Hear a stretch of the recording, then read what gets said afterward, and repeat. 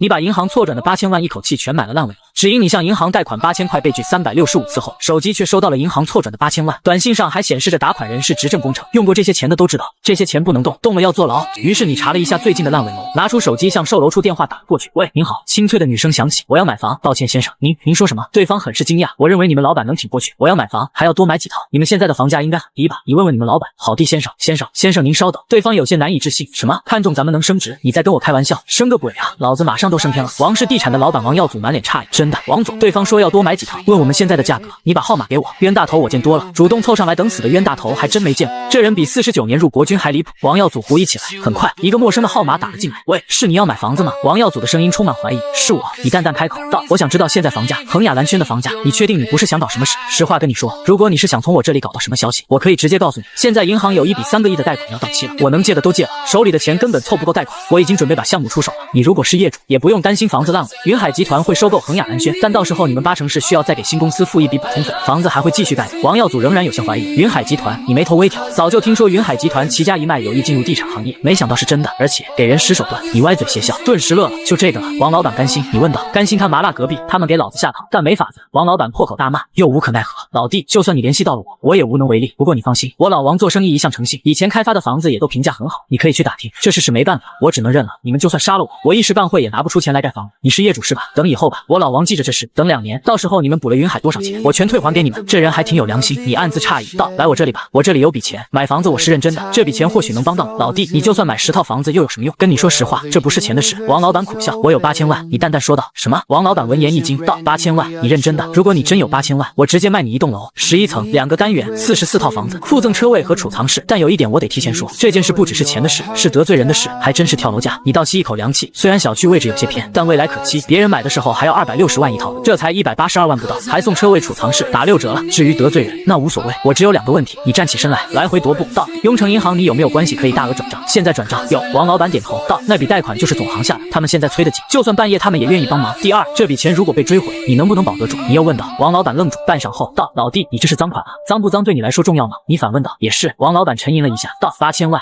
行，我来解决。什么时候交易？现在，立刻。你来晚1分钟就有1分风险。你将地址告知王老板，然后挂断了电话。15分钟后，敲门声响起，你打开房门，映入眼前的是一个胖子，身后还跟了2个人，估计是担心被骗，喊了保镖坐。你一指沙发，然后将银行卡递给胖子道，王老板，接下来看你的了。王老板其貌不扬，看起来衣冠不整，头都没洗，交给我。他闻声坐下，先是验证了一下你卡中的钱，然后拿出手机开始打电话。喂，刘老哥，嗨，肯定还，这不弄到钱了，马上还，给我半个小时好吧？就是求你帮个忙，我一弟弟给我转钱的结果涉及大额转账，你给开个权限，谢谢，回头请你喝酒。电话挂断，王老板向你微微点头，随后他又拨打了几个电话。强子，欠你公司的钱等会我转给你，但是你得再借我。放心，找到门路了，这次能挺过去。高大哥，嗨，活下来了，放心吧，就是有一笔钱需要从你那边过一下，行，以还款和借款的名义，没事，放心吧。老刘，帮个忙，没事，别担心了，就是走个账。好，回头一起，一连串电话打过去。你这时也收到了短信，您申请的临时大额汇款功能已生效，请在2小时内完成个人大额汇款，此功能可在转账汇款栏目使用。谢谢您对我行的支持，祝您生意兴隆。给我。王老板伸手拿过手机，打开了银行 app， 快速输入了自家的账户。很快，他自己的手机收到了转账短信，他将手机还给你，然后拿起自己的手机打开，快速对几个账户进行了不同额度的转账，有几百万的，有上千万的，还有2个2000多万的。又过了几分钟，连续不断的短信提示音响起，王老板拿起手机看了看，转出去的一笔钱又回来了，以借款的名义，他又将这些钱转入公司的账户，然后又以公司的账户进行了贷款还款。做完这一切后，他翻找通讯记录，一个电话打了出去。喂，刘老哥，收到了吗？那咱们这笔贷款就算是结束了吧，哈哈哈，遇见贵人相助了。行，那我新的贷款，好，等2天，到时候咱们面谈。2人又说了片刻，随后手机挂断。王老板明显松了口气的样子，眉开眼笑，可他额头满是汗水，显然刚刚心里压力不小。老弟，多谢了，以后有什么需要用得着老哥的地方，你别客气。尽管开口，他擦了擦汗，向保镖挥手示意，拿过一个文件包，从中拿出了一沓合同，你看看，没问题就签了。恒雅蓝轩位置最好的一栋，我特意留着没卖，想等房价上去的时候再说的，全给老弟你了，就当是老哥的感谢。你没有多看，也看不懂，对他来说积分到手就好。若是合同是假的，银行也饶不了这胖子。对于你来说，后面就是应付银行追回了。好了，你签好合同，2人互相按手印盖章，然后1人1份，这笔交易算是结束。老弟，你这笔钱，王老板有些好奇了，当说不当说也没啥。你淡淡道，银行打错款了，真的假的？王老板明显不信。你点开短信给他看，顿时老王倒吸一口凉气，竖起大拇指道，老弟牛，狠人，你是真狠，这可得坐牢，怪不得你不怕得罪人。我坐牢可不一定，你若有所指的说道，市政的钱银行赖不得，我的钱花完了，你的钱才是银行惦记的。老王显然也想到了，顿感头皮发麻，特别是大额汇款还是他帮忙开通的，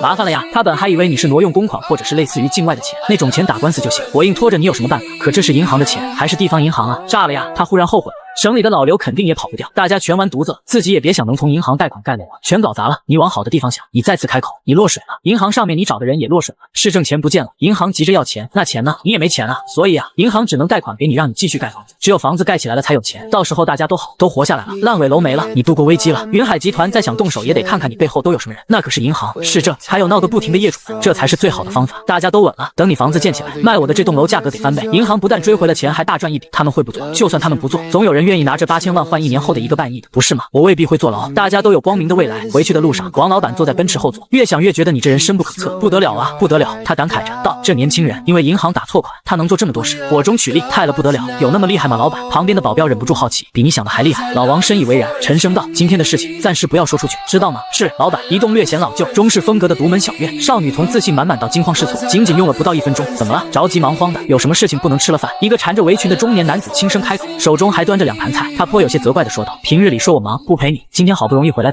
给你做俩菜，你就这么对待我？”爸，少女脸色有些发白，说道：“我搞砸了，有一笔款打错了，8000万。”中年男子眉头微微皱起，随后点头，风轻云淡、波澜不惊的说道：“记住教训，做事要认真，钱凭空消失不了，追回来不就行吗？你也不用担心，要是被批评了就受着，只当是尝尝教训；要是被开除了就换个工作，也无所谓。万事不要急，急解决不了任何问题，谋而后动，三思而行。”哎呀，知道了知道了，天天说教，我走了。少女顿感头大，穿上鞋子，拿起钥匙，快步离开。你手机震动声不断响起，你看着上面的陌生号码，点击免提。喂，焦急的声音响起，绵阳音，听声音年龄不大，我是陈阳。你开口，你好，陈阳先生，不好意思打扰你了，我2个小时前打错了一笔汇款，我刚刚查看了一下，那笔钱已经汇走，请问你是用来做什么了？绵阳音女孩有些着急，但是倒挺有礼貌，态度也不错，你心中不由得有些愧疚，这姑娘的工作怕是无了。我买了烂尾房，你淡定的说道。彭雅兰轩的房子，开发商没有钱继续盖楼，我干脆用这8000万全买了他家的房子，这样他就有钱盖楼了。你放心，等房子盖好了我就卖，拿到钱就还给你们吧。女孩人傻了，声音都要哭出来了，说道：“你别开玩笑了，烂尾了你也买，万一人家不盖了呢？哈哈，不盖了不还有你们吗？”你忍不住想逗他，笑道：“你们银行8000万都出了，那就再出点，当个接盘侠呗。等盖好了，一样赚钱。我们只做金融，不做地产了。”女孩急了，而这时突然杂乱的声音响起，紧接着接听电话的就换人了。喂，你好，我是雍城分行的行长赵建宇。嚣张，太嚣张了！雍城分行会议室里，一群人神情各异，只有绵阳音女孩有些失神，神情恍惚，忧心忡忡地坐在椅子上。行长，现在怎么办？报警吗？不，等等。赵行长坐在椅子上，皱眉思索片刻，忽然道：“对了，查，普通人大额转不了这么多钱，肯定有人帮他，难道有内鬼？还有，查王耀祖的账户，看看钱去哪里了，动用所有关系，这件事瞒不住。但如果我们能给个说法，把钱追回，上面也不会多计较。虽然涉及的钱款比较多，但毕竟只是一件打错账户的小事。”是，众人脸色微变，一句有内鬼就有点吓人了。他们情不自禁地看向女孩，女孩也是脸色大变，她是真打错了，只是工作失误，这要是被盖个内鬼的名头，那就是共犯了。可此时哪还有人在意她的神色？赵行长一拍桌子，开始吧，各位。很快，各项资料摆在了赵行长面前，他看着资料，面露不可思议的神色，周围众人也是如此，全都有些难以置信。这人钱到账不到20分钟，马上就转走了，如此果断。行长，王耀祖的账户在钱到账后不到1分钟就转到了8个账户中，全都是公司账户，其中2个还不是小公司，有省城的公司，也有咱们雍城当地的公司。我们打电话询问了，他们说是王耀祖还债的钱。行长，根据我对王耀祖和其公司账户的调查，发现那8个公司在几分钟内又以借款的名义给王耀祖公司的账户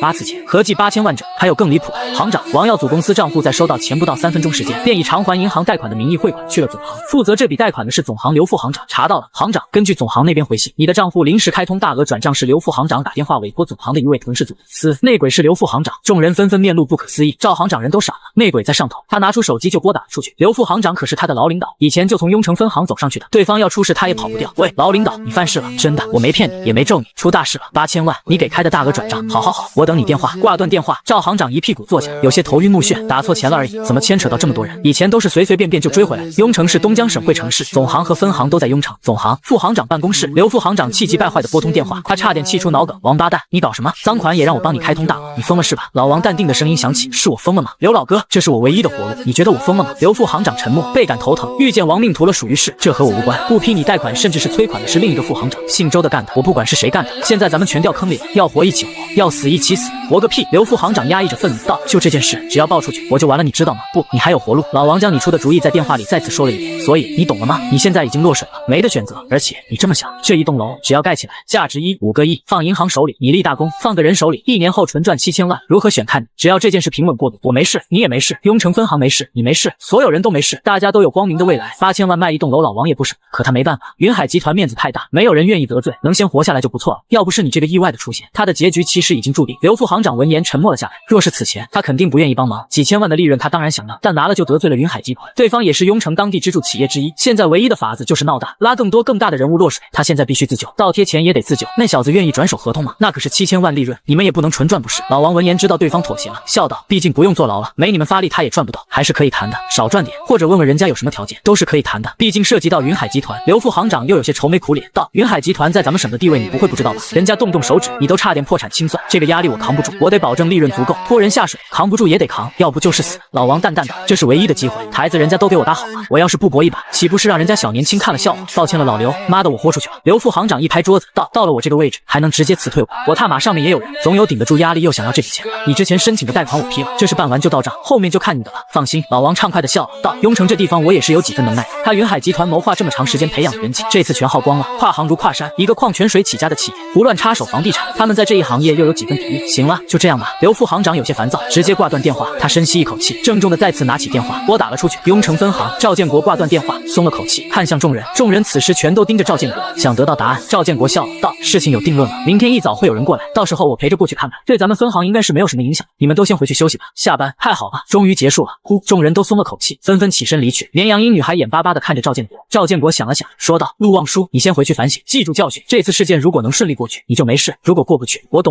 陆望舒连连点头，暗自松了口气，都不重要了，不是共犯内鬼就好。深夜，陆望舒骑着电车到家，刚换了鞋子，灯亮了，他这才发现老爸仍然坐在沙发上，手中拿着手机。爸，陆望舒泪目了，有些暖心，又有些委屈，走到父亲身边坐下。中年男子仍是风轻云淡，淡淡道：解决了吗？解决了吧，应该还没完呢。他不太确定。陆望舒将事情的经过和发展过程说了一遍。中年男子略微沉吟，忽然笑了，呵呵，还真有意思。云海集团的齐家一脉这次算是竹篮打水一场空，倒也是好事。王氏地产那边的业主闹了几天了，能自己解决总是好的。你还笑，我都吓死了。陆望舒气急说道：你都不知道，他们都怀疑有内鬼，我差点成共犯，我要是成了共犯，你也完了，完不了一点。中年男子语气有些霸道的抬高了声音，忽又笑着低声安慰女儿道：这是经不起推敲，你就安心吧，也不知道后续怎么发展。哎，我的工作怕是保不住了。陆望舒闻言舒舒叹气。中年男子笑着起身道：这里面有利可图，必有人摘桃子。之前没人动手是因为云海集团的脸面，现在有个胆大包天的年轻人一脚将云海集团的脸面踩到了泥里，他们自然没那么多顾虑了。王氏地产虽然低价卖楼亏了不少，但生死危机下这不算什么。那个小子无论他知道与否，都得罪死了云海集团，后续就是一切暂时恢复原状。云海血亏，王氏血赚，那个小子是亏是赚，就看他自己怎么想了。这若不是机缘巧合，那必有惊人算计。不过就算机缘巧合，能因势利导，火中取栗，那叫你的小子也不简单，脑子灵活，做事不拘一格，是个人才。你啊，只是殃及池鱼，别想那么多了，早点休息，不许熬夜。租住小区，你等了半晌也没警察上门，他心领神会，点了个外卖，随便对付2口，刷了几个小时手机了解这个世界，然后早早的躺下。第二天一早，身体许久没有这般睡到自然醒了，还真是神清气爽。洗漱完毕，你煮了面吃下，打开了电视，电视中正播放着早间新闻，新闻中一切仍是风平浪静，国泰民安，似乎昨天的一切都没有发生。可就在这时，敲门声响起，你关上电视，起身开门，外面站着2个人，一个年轻人，一个中年人。你好，我是胡光宇，认识一下。年轻人伸出手来，他身材消瘦，穿着合身的西装，笑容温润和雅。你好，你笑了笑，邀请2人进屋。2人见出租屋内如此简陋，反倒是对你更加好奇起来。如此淡定，他的底气到底是什么，在哪里？2人心中诧异赞叹的同时，又暗自担忧了起来。这般人物，这次的交易谈判怕是没有那么顺利了。坐，你邀请2人坐下，道：喝什么？来杯白开水就行。胡光宇习惯性开口，说一半才意识到，在这出租屋里要咖啡无异于刁难你。没烧。你看了看水壶，想了想，起身从沙发边拿出2大瓶冰红茶放在2人面前，笑道：喝茶吧，聚会装更实惠，这也算茶吗？赵建国沉默了，胡光宇却是不在意道：我上学那会儿确实也喜欢，有些年头没喝了。好，就喝这个。不得不说，跟齐宇明那种商人2代比起来，胡光宇要内敛成熟的多。2位来这里不只是为了喝茶吧？你见胡光宇很给面子，也是直入主题，我们是为了你手中那栋楼来的。赵建国开口沉声道：楼是拿银行的钱买的，虽然是错的，那毕竟是非法所得。我们研究了一下，既然出了错，那就尽量弥补，市政的钱我们会再次打款。这件事就这么过去了，你不用坐牢，但楼归我们，这应该是没什么说的吧？呵呵，你闻言笑了，道：那这样吧，我来弥补，楼归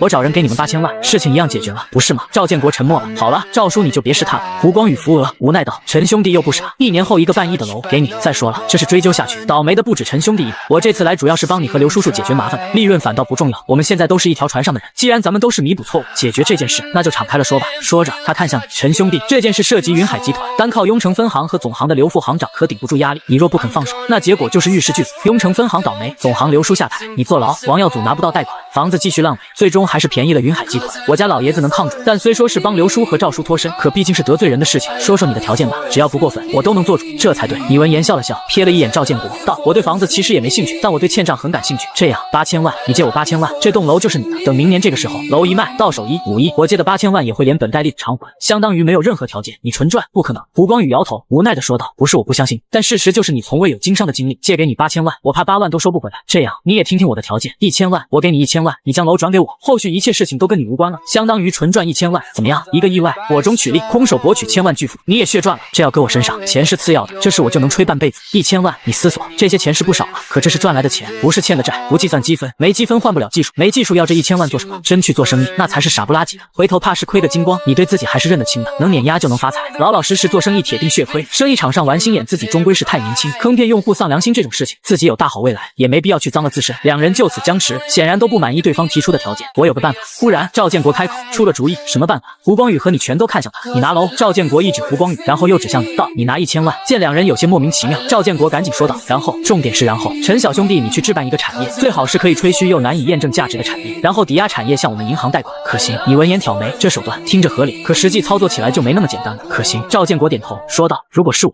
借我俩胆子也不敢批你这个贷款，但是上面还有刘副行长，在上面还有胡少家的老爷子，这件事可以操作，只要不太明显，谁也挑不出毛病。但有一个重点。”胡光宇忽然开口，看向你，提醒道：“一旦这么做，你就真欠债8000万。这种空手套白狼的合同利息也会极高。你如果真能撬动大规模财富还好，如果只是做普通生意，我劝你三思而行，赚的钱或许远不够利息，别玩砸了，到时候就真进去了。放心，我有信心。”你点头。还有，赵建国忽然说道：“我补充一点，涉及这么大的款项，且还是你这种特殊情况，我需要一定的保证。所以，无论你要做什么，管账的人必须是我们银行的人。为了防止你遇到危险，我们银行会为你安排2个保镖，工资由我们出。最后就是最重要的一点，那就是如果你做的生意发生大规模亏损，我们随时可以要求你立刻还款。”好家伙，你不由得高看了赵建国一眼，管账的是你的人，也就是说钱没法乱花，必须合理使用。保镖是你的人，保护我，这是防着我呢吧？怕我跑路，这是唯一的且能合理让你拿到8000万的方法。赵建国苦笑道：“你也别看我，如果血本无归或者你跑了，我下半辈子就完了。”行，我答应了。你点头。对他来说都不重要，重要的是月末结算，到手积分，兑换科技，然后开启碾压局，亏本绝不可能。技术层面的降维打击是什么？你对2，我王炸；你对3，我王炸；你单张，我王炸。没错，老子手里全是王炸，这能输？签合同吧。赵建国见你答应下来，也不多说什么，拿出了准备好的合同，然后他又抽出一张白纸，道：“你也不用担心事后变卦，我跟你写个承诺书，若是变卦，我跟你一起坐牢。”他刷刷刷的开始写，写完后按了手印签了名，然后递给你。注意点，这东西不能让我们之外的第2个人知道。你看看内容，可以的话我就封装，等你贷款完了之后，必须将它原封不动的还给我，中途绝不能打开，因为我无法确定你是否会复印。赵建国郑重开口，你接过看了片刻，点头道：“可以，封装吧。”赵建国闻言点头，拿出一个特殊信封，将承诺书折叠塞了进去，然后封死。你看得出来，那似乎是一种特殊的胶水，味道刺鼻，寻常法子定然难以不破坏表面的将承诺书拿出。好了，签字吧。合同推了过来，你刷刷刷的签下名字，然后和胡光宇2人互相按下手印，合作愉快。胡光宇长出一口气，当面向你转账了1000万，合作愉快。你起身相送，直至2人离去。云海集团，你眉头微皱，自己的这一番操作算是给云海集团得罪个死死。前身本就是云海的员工，对云海很了解。云海集团不是小企业，而是跨越多个行业，市值数百亿的大企业，是国内民营企业500强，主要产业是饮品，也就是矿泉水和果味汽水以及果汁。此外就是各类保健食品、罐头、休闲零食、方便面、自热锅之类的。前身先前就是食品类技术人员，专门进行方便休闲类食品研发。前身刚入职的时候，云海集团有意进入牛奶和金融等市场，结果亏得血本无归，市值近乎腰斩，直至现在才恢复元气。搞房地产必然是以齐家一脉为首的高管作用，早几年房价越来越高，已经引起国家重视，各方围追堵截，意图抑制房价增长。房地产已经堪称是接近夕阳产业，这个时候插一手，脑子有病，还是想趁着最后的狂欢捞一笔。想到王氏地产的遭遇和云海集团内部的斗争，你心有所悟，恐怕是后者了。不过既然得罪死了，那就不能放任不管，等别人来找麻烦不是我的风格，我要先下手为强。你的目光不由得看向系统中最便宜的几项技术：健康水质提升技术5000积分，评价。要我说不如买基因净化液。食品与饮品配方优化技术5000积分，评价。这个好，这个好，摆烂人生，享受美好生活。若是买下这2项技术，打的云海集团还不跟玩一样？不，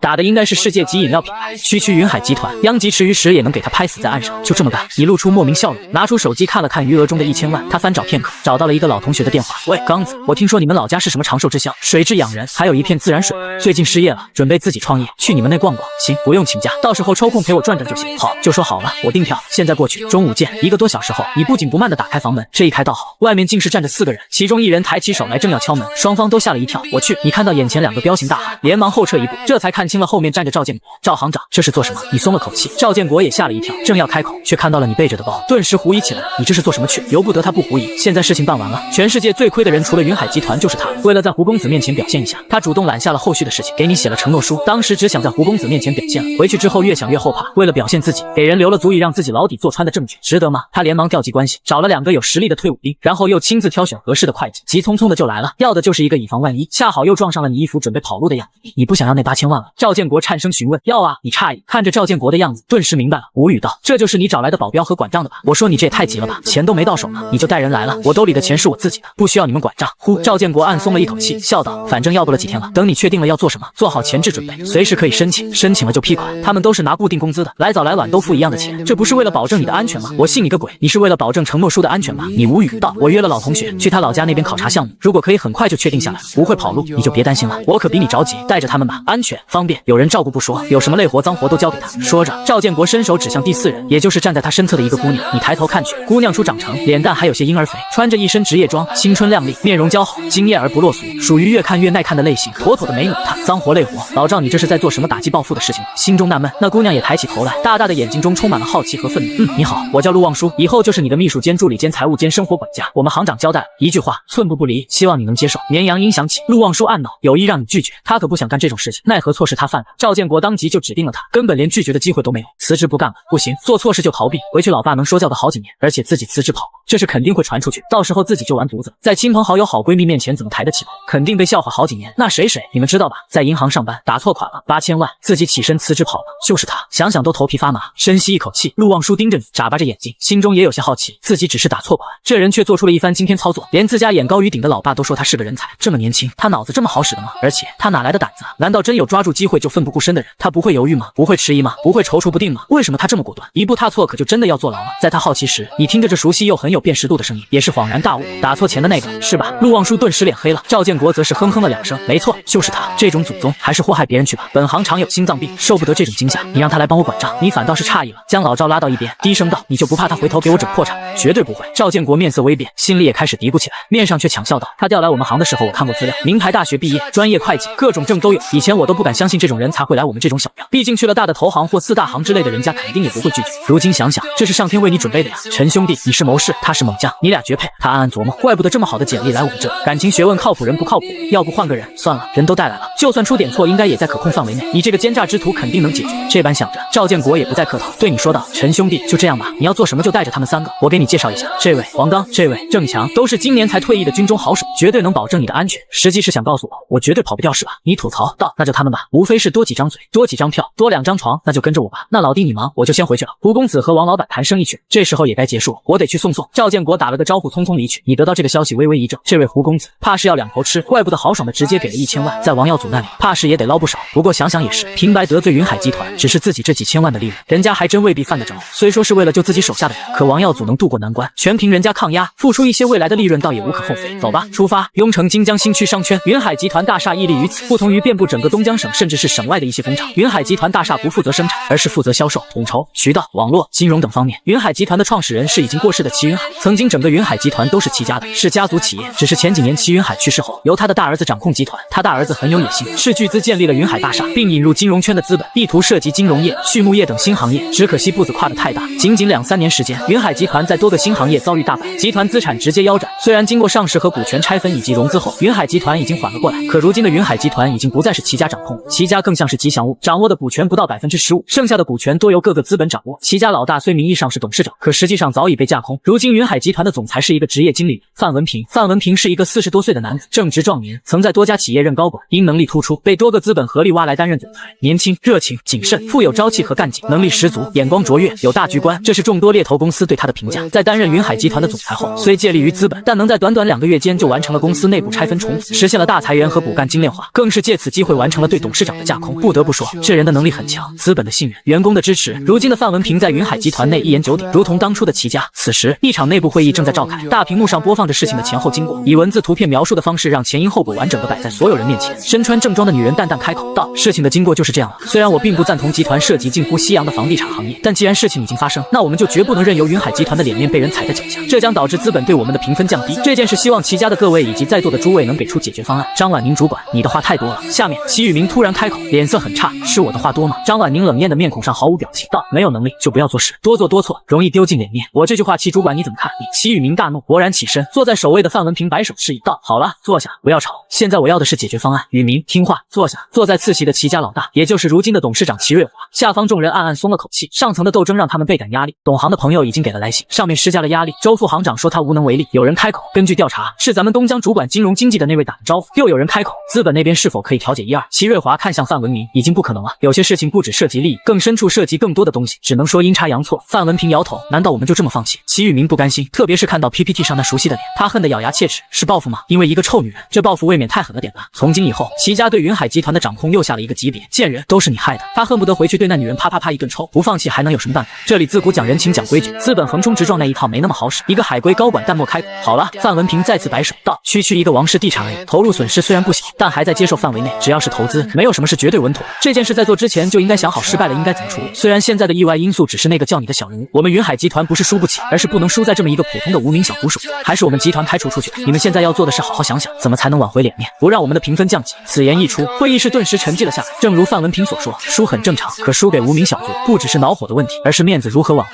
评分如何保住。你说意外，外人总得相信。现在要做的是把流言控制在可控范围内，要么让外界知道云海集团输的不丢人，要么是让外界知道云海集团不是那么好惹。好了，散会。谁想到办法？到办公室找我。等待片刻，得不到答案，范文明坐不住了，无奈起身。他和齐瑞华刚离开，会议室顿时闹哄哄一片，高管们议论纷纷。难搞啊！从资料上看，那小子真他妈光棍，刚被咱们开除，据说还有病，想报复他都难。是啊，太光棍了，想针对他都找不到针对的人。要不曝光了这件事背后的事情，你疯了？这种事情只能私下里聊聊，你也不想涉及多少人，只要上面大佬不出事，你这么做跟灵山脚下踹和尚有什么区别？说的没错，这件事根本扳不倒任何人，人家又没有任何损失，真传出去了，咱们就成大笑话。被自家公司踢出去的人摆了一道，实在不行，只能用老办法了，吹他，倒也是个法子，只要把他吹得够好，咱们输的就不丢人。我看不现实，以往吹嘘大机构也就算了，这单个的人怎么吹嘘？孔明在世，也得有人信啊，确实有点玄乎了，不只是吹起来玄乎，这人的这一番操作，我仔细想想，也他妈挺离谱的呀。你才反应过来，刚才那 PPT 看得我目瞪口呆，整个人都是懵的，现在脑瓜子还嗡嗡的。这种人才，谁做主开除的？非人操作，离谱至极。总裁办公室，范文平一屁股坐下，让秘书倒了杯茶，扶额揉捏眉心，这叫什么事啊？其他高管能想到的办法，他自然也想不到，只是那些办法要么是无法实行，要么是真实行了更离谱。在生意场上吹嘘之法广为流传，双方商战，输的往往大肆吹嘘赢的，既显得自己大气，又显得不是我弱，是对方太强，最后还隐晦的相当于向对方求饶认输，给足面子。此事就此翻篇。虽说商场如战场，可还有一句话说得好，只有永恒的利益，没有永恒的敌人。生意场上的争斗，为的是利益，输了就放弃利益，但也不至于成仇人，毕竟钱是赚不完的，后续说不定还得合作。真打生打死的太少见了，也很难长久的在商场上活下去。总裁，不然。秘书上前低声道，方便休闲食品开发技术部的主管说他有办法解决这件事，正在外面等候。范文明有些意外道，我记得你就是这个技术部的吧？他做主开除的，让他进来，我倒要看看他有什么办法。很快，秘书带着一个年轻人走了进来，这年轻人身材笔挺，衣着精炼，满怀信心，颇有些胜券在握的姿态。重点是他不姓齐，这么年轻坐上主管的位置，还不是齐家的人？难道我们公司还有奇才？难道真是我以前疏于发现，让你那等谋士离去，让眼前这等闲才郁郁不得志？范文平心中暗暗琢磨，觉得是时候对集团来个人才大摸底。自他看了你的离谱操作后，原本朴实无华的商战已经让他感觉有些不堪入眼。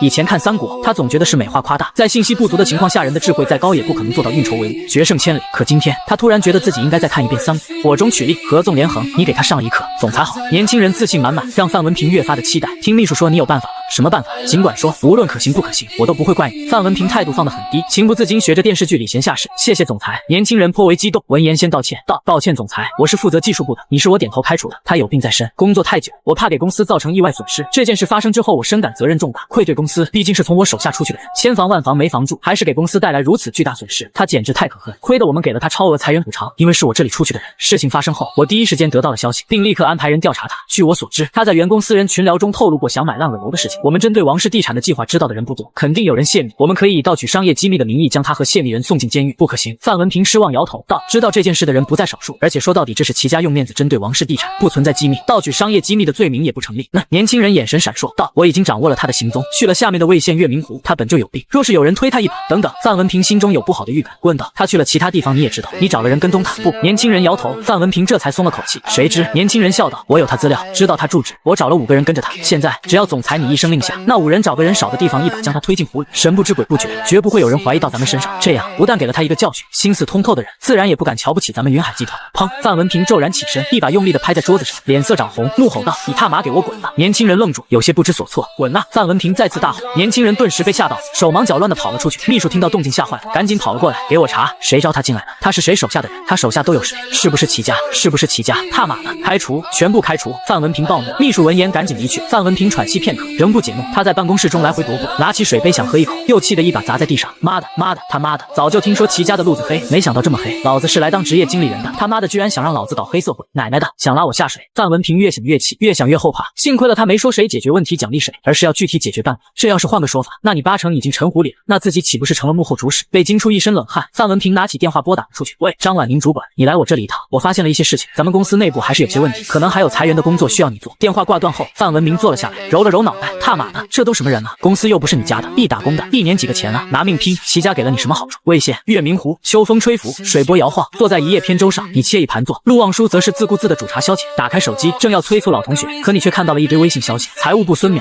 @你买了一栋楼，你不是穷的买不起房才去买的烂尾楼吗？结果你买了一栋烂尾楼，综合部许欠，真的假的？你老板发财了，离职就发财。你是发现上班不好玩，回去继承亿万家产了吗？人事部刘云是真的，我看到内部会议的资料，名字对，照片对，就是他。技术部王池，一栋楼，质检部赵海。妈耶，陈少爷这么有钱了，那还找我们借钱体验生活吗？销售部张峰，我就知道人跟人不同，有人天生牛马，有人装的在想，他也只是骑马。技术部赵楠，他上次也跟我借来着，我没借，血亏啊，大佬抱大腿。除了群聊，还有私信。财务部孙淼，大哥大爷爸爸，求你了，千万不要对外说是我跟你借的米，不然我就完了。你都不知道你做了怎样惊天动地的事情，现在整个集团都沸腾，领导层都气疯了。你回复 OK， 回头必有后报。财务部孙淼，再看下一条，是技术部主管的。主管，你知道你做什么了吗？你为什么要这么做？公司不亏欠你的，你应该感恩戴德。你回复傻缺，然后拉黑删除。下一条是金雅兰那个贱人的。金雅兰，你哪来那么多钱？你不是说什么都给我了吗？骗子，小气抠搜的男人，就你这抠搜的样子，就算再有钱也比不了七少。巴拉巴拉，你看的眼皮直跳，毫不犹豫的回复道：是我并不是什么都给你了，我还差一样东西没给你。你妈不是一直不舒服吗？回头我把你妈骨灰送给你。拉黑删除，一气呵成。什么人啊？真是长见识了，你感慨。而这时手机响了，抬头看去，岸边一人拿着手机在招手。靠岸。很快，岸上的人上了船，他有些惊讶的看了看陆望舒和郑强、王刚，奇道：杨子，这是你女朋友？他俩是不？你抬手拒绝道：我单身。这是我助理陆望舒，他俩分别是郑强、王刚，我保镖。助理，保镖。来人目瞪口呆道：你啥情况？来你们魏县投资来了。你笑着指了指月明湖道：刚子，我准备在这里建一个水厂，生产饮料矿泉水，你觉得怎么样？你开玩笑吧？刚子有些懵道：其他不说，这月明湖虽说沟通地下暗河，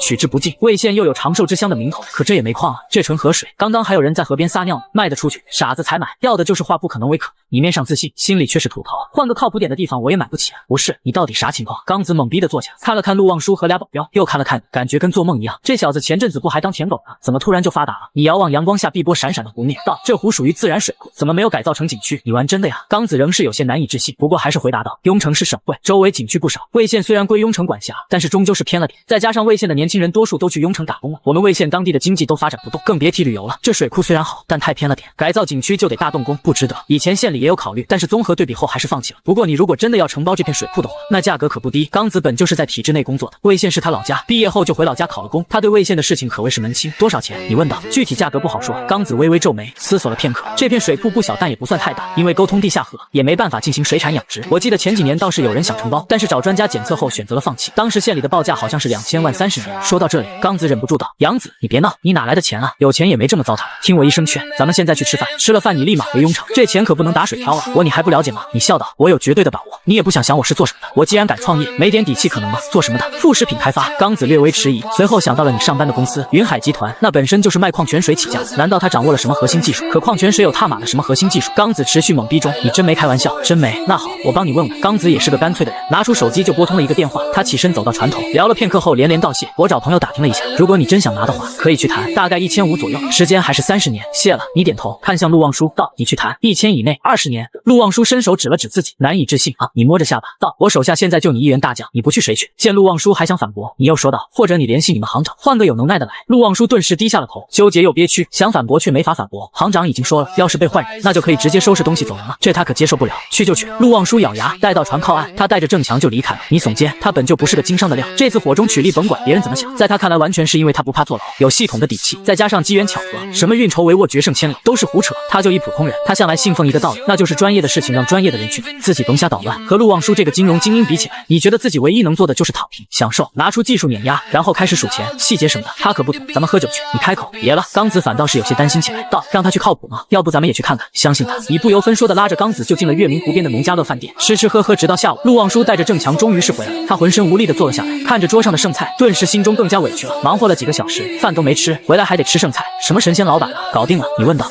陆望舒有气无力道：900万，20年，价格谈到底了。他们说在地没法往上交差，而且他们显然不想放过你这个冤大头，说越快越好，下午就可以签合同。厉害，不愧是专业人士。你竖起大拇指，吩咐老板再上几个菜。陆望舒心中这才舒服了一些，看着你的大拇指，不由得翘起了嘴角。午饭结束后，你叫了车，先是送刚子回家，然后带着3人直奔县里。陈总，你好啊，陈总。接待你的是一个中年秃顶男人，姓刘，是魏县负责招商引资的副县长，面相很是和善。双方坐坐定，翻看协议后，你签下了名字。刘副县长上前与你握手，笑道：“听说陈总承包水库是准备建水厂，有什么需要我们县里帮忙的，尽管开口。这是我的名片。”领导客气了，你笑着握手道：“承包水库只是第一步，后续水厂和食品饮品加工厂都会上马，到时候还望县里多开绿灯。”好说好说。刘副县长喜笑颜开，为县靠近省会是好事，但也不全是好事。好的地方是大家打工距离近了，坏的地方是县城发展很难出头。如今有人跑来建厂，怎么看都是好事。虽然要干的产业一看就很离谱。双方告别，你带着3人回到酒店，将合同拍了照，发给了赵建国。赵行长很快将电话打了过来：“老弟，你没给我开玩笑吧？900万包了个水库。”赵行长很激动道：“咱们不是说好了搞一个能吹嘘又很难验证价值的产业吗？你这破水库能带个毛的款啊！水质非常好，喝了能长寿。你开口跟我你也吹。”赵行长无语道：“老弟，别说老哥帮不了你，这是真的不行，我没骗你。你看像系统中的健康水质提升技术，为什么叫健康水？为什么不叫净化水之类的名称？就是因为这不是矿泉水，也不是什么纯净水，而是一种经过处理和提升后对人体有益的水。说是水，其实不如叫做保健品，且是货真价实的保健品。这玩意，系统有一句评价，买它不如买基因净化液。什么意思？就是说这东西是具备基因净化液的些许功效，或许不到1%，甚至是1/1000，可终归是有效果的。可惜的是，如今积分没有到手，你拿不出样品。双方拉扯了10多分钟，谁也没有说服谁。算了，赵建国有些心累，心中憋闷，想说严重点又不好说。你手里攥着他的把柄，这要是那小子受不了打击，直接给他举报了就完了。幸亏自己提前安排了保镖和助理，只要钱是陆望舒守着，8成就出不了问题。一旦开始亏损，直接抽取剩下的贷款，然后封锁工厂，打包转卖。想来就算是亏损一部分，也不至于全部亏空。自己这是帮胡公子的忙，想来胡公子到时候会拉自己一把，就算是行长的位置没了，也总比坐牢强。这般想着，赵建国面如死灰，无力道：“我会让陆望舒准备齐全资料，这边3天之内会拨款。你要想清楚，还不上钱你会坐牢的。你好自为之。”电话挂断，你耸肩，他从不想那些有的无的，黑科技碾压怎么输？而另一边，赵建国面色变缓，心中后悔极了。沉思片刻，他给胡光宇打了个电话：“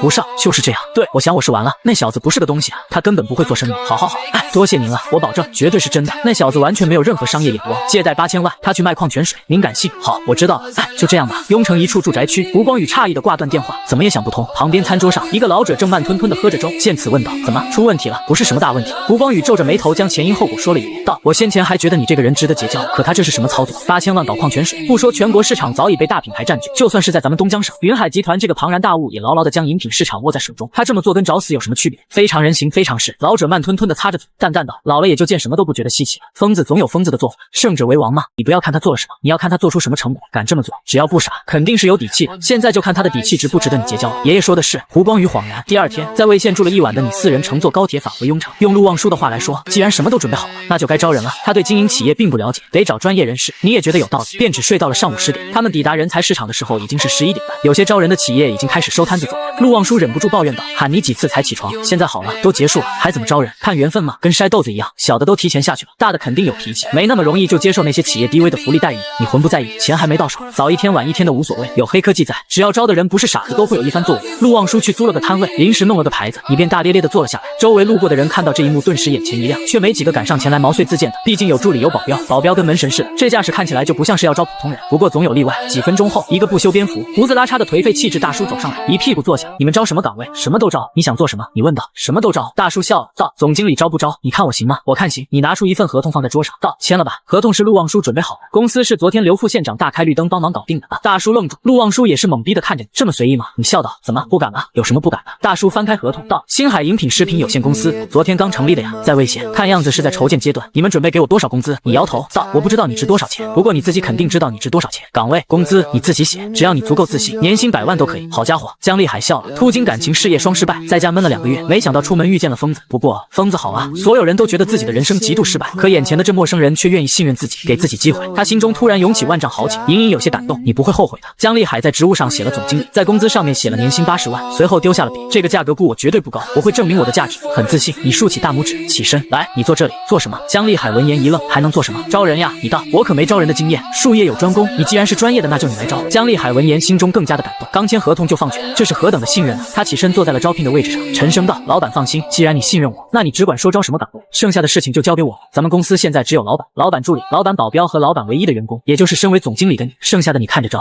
姜立海脑袋一凉，整个人瞬间清醒，心里的感动顿时全无了，甚至有些怕自己是不是上当了。富二代创业还是什么皮包公司？这老板不但年轻，还吊儿郎当的。公司初创先弄了个美女助理和俩保镖，这正经吗？这公司不会是闹着玩的吧？啊什么呀？你拍了拍他的肩膀，画饼道：“这是一次机会，一次锻炼你的机会，一次将一个企业从无到有建立起来的机会，你要珍惜。一旦完成了对一个企业从零开始的组建，以后就算再找工作，你也能给自己的简历大大叔特殊了，那我何不自己创业？江立海本能的反驳：你有钱吗？你问道。这还真是盖伦出青女，沉默又破防。江立海直接语塞：我懂了，那我们就先去吃饭了，回来的时候给你带。你笑嘻嘻的带着陆望舒三人离去。江立海握紧拳头，我他妈的为什么会觉得感动？这他妈的老板真是不当人子罢了。先看看情况，反正还没签什么保密协议和竞业协议，没有违约金，情况不对赶紧溜。